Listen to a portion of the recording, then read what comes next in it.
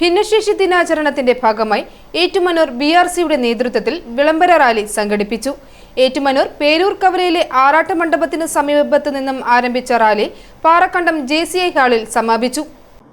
ഭിന്നശേഷിക്കാരായ കുട്ടികളെ ചേർത്തുപിടിക്കുക, പരിഷ്കൃത സമൂഹത്തെ രൂപപ്പെടുത്തുക എന്ന ആർത്തവാക്യമുയർത്തി പൊതുവിദ്യാഭ്യാസ വകുപ്പിന്റെ നിർദ്ദേശപ്രകാരമാണ് സമഗ്ര ശിക്ഷാ കേരളം ഏറ്റുമാനൂർ BRCയുടെ നേതൃത്വത്തിൽ ഭിന്നശേഷി ദിനാചരണം സംഘടിപ്പിച്ചത്. Ettumanoor police sub inspector Santhosh PR rally flag off ചെയ്തു. ക്യാൻവാസ് ഏറ്റുമാനൂർ GMRS പ്രഥമാധ്യാപകൻ ജയകുമാർ T നിർവഹിച്ചു. ഏറ്റുമാനൂർ കുടുംബാരോഗ്യ കേന്ദ്രം administrative medical officer doctor Bablu Raphael യോഗം ഉദ്ഘാടനം ചെയ്തു.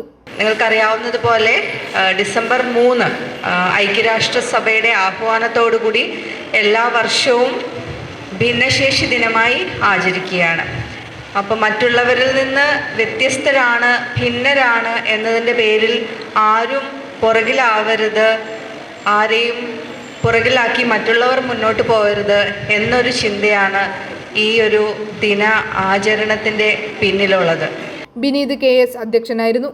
Ettumanoor government TTI principal Preethi Bhagavan പ്രതിഭകളെ ആദരിച്ചു. Pala SBI assistant manager Thomas മൈക്കിളിനെയാണ് ആദരിച്ചത്.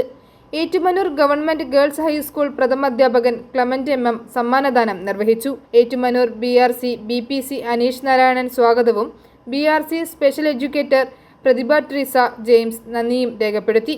ഭിന്നശേഷി ദിനാചരണത്തിന്റെ ഭാഗമായി ഏറ്റുമാനൂർ ഗവൺമെന്റ് TTIയിലെ വിദ്യാർത്ഥികൾ ഫ്ലാഷ് മോബ് അവതരിപ്പിച്ചു.